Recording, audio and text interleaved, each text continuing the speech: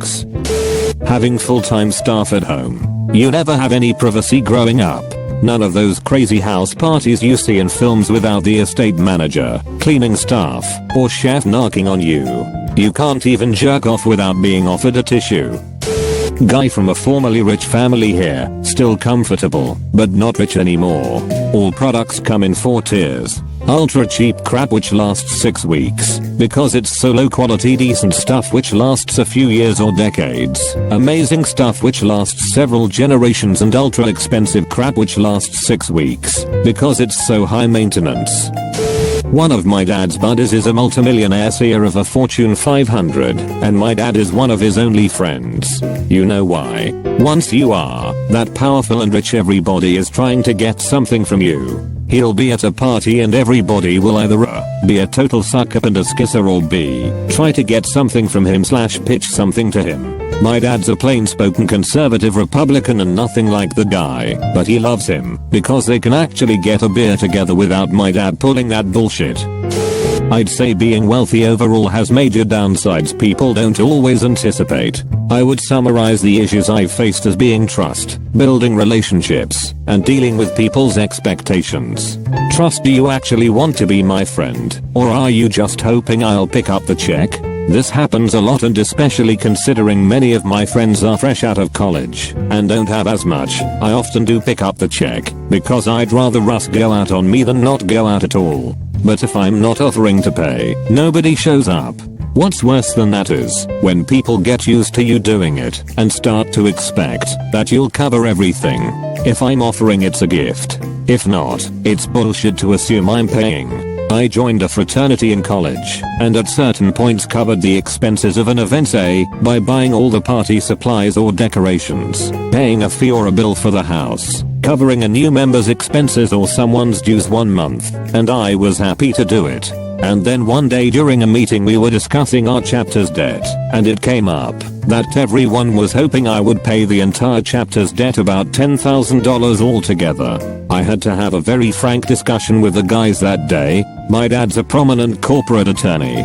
People constantly hit him up for favors, jobs, legal advice, money, etc. Constantly. As I started working in the industry, the same thing has started with me more and more.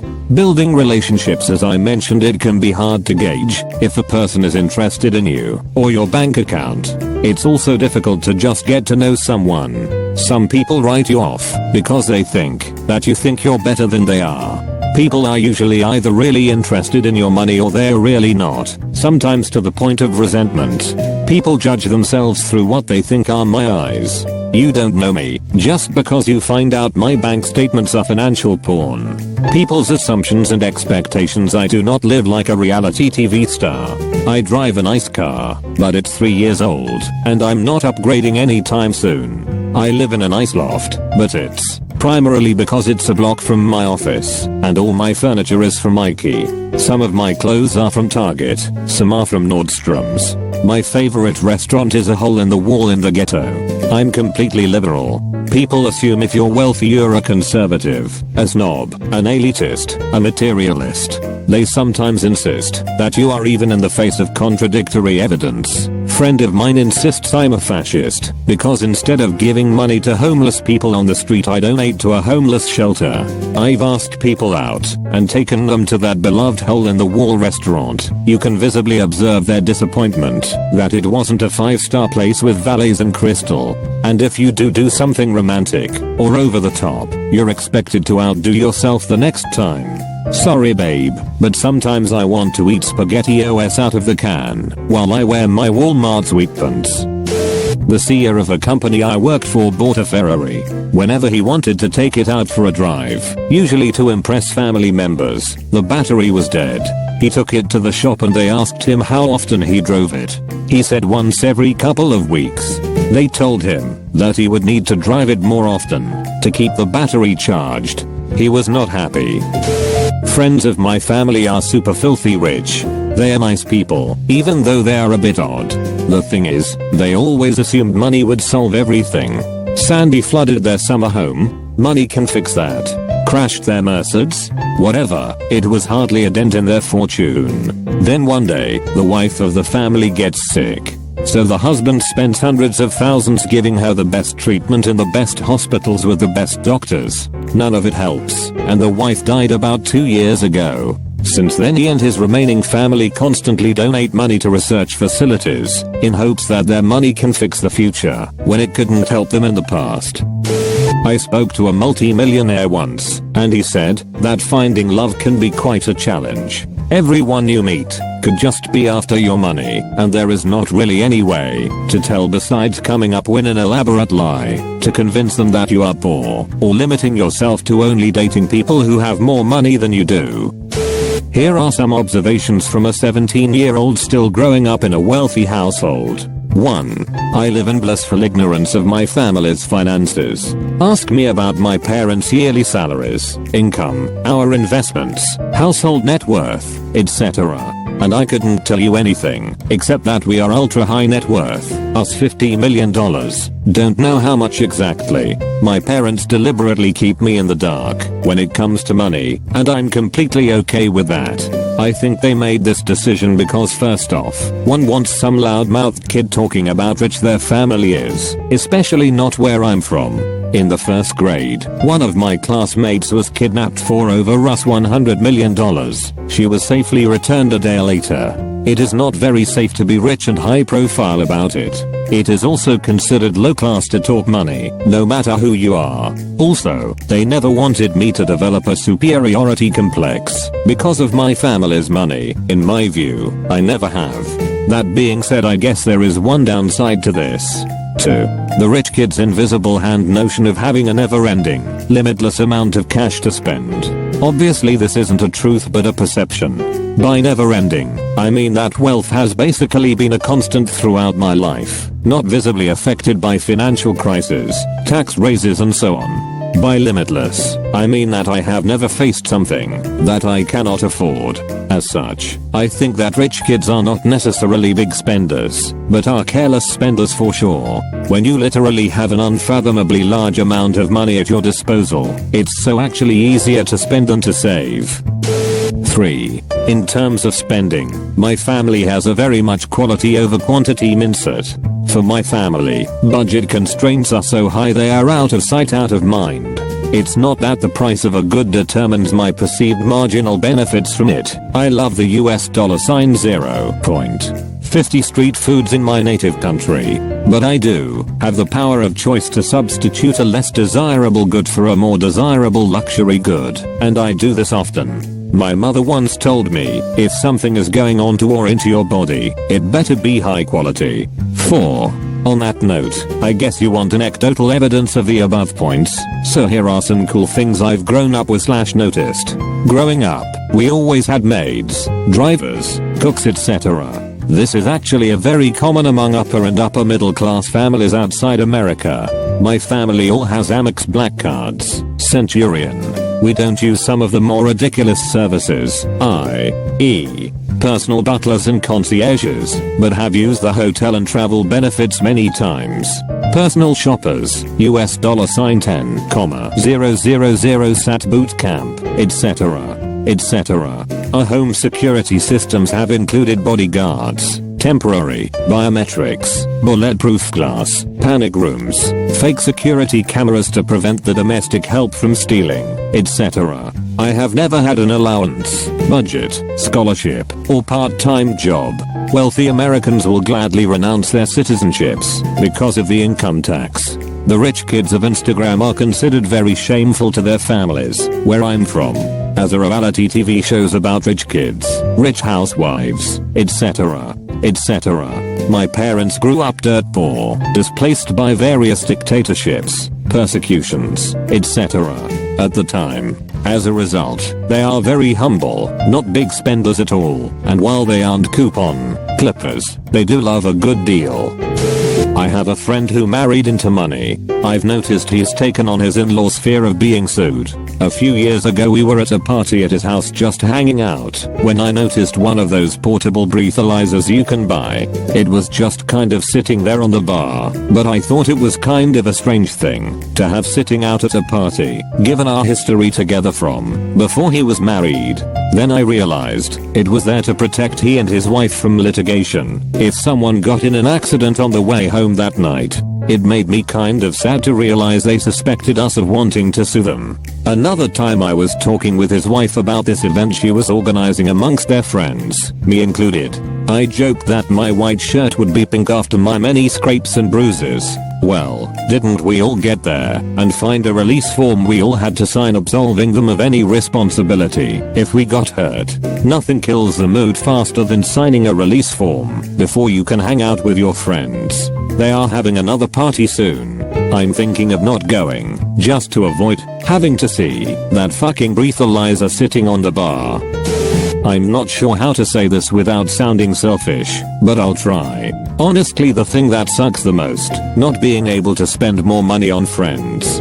Sometimes there are things that would be really fun, that I know everyone would love, or just something that I really want to do. A lot of my friends can't afford to do a ton of extravagant things, which is totally cool. I understand and appreciate that I came from a very blessed background. The easiest thing would just be for me to buy everyone tickets to the concert, or just pay for the hotel, or whatever needs to be covered to ensure everyone can participate. But people get weird about that. I've been confronted about showing off or flaunting, when really, I just want everyone to have a good time. The difference is whether you've inherited it or earned it, and where you are within the top percent. This is a great article on the massive differences of wealth within the 1% investment banker on 1%. I'm at the bottom of the spectrum, and here are my observations. Taxes suck. I pay over 50% of my income back. Thanks California. Sacrifices. Whenever I hear people bitching, it's almost always apparent they aren't willing to do the things I've done to get where I am. Ball game on the weekend? Working. Birthday party? Working. Ski vacation? Working. Sleep? Working. Girlfriend? Working. After 5 years in graduate education, at $25k/year, I work 80-hour weeks every week. I hit diamond on Delta in 5 months, 125k miles. I have a nice 2-bedroom bungalow that I've slept in 3 nights in February, and a new car with less than 500 miles on it since November. I miss cooking my own meals, sleeping in my own bed, and doing nothing on a day off. I grew up poor in the Midwest, so I feel like I'm making a better life for my future family. But I have to laugh when someone is envious of my life. I'm not crazy rich like some of the people posting here, but my wife makes really big money that probably puts us in the top 1% but not top 1%.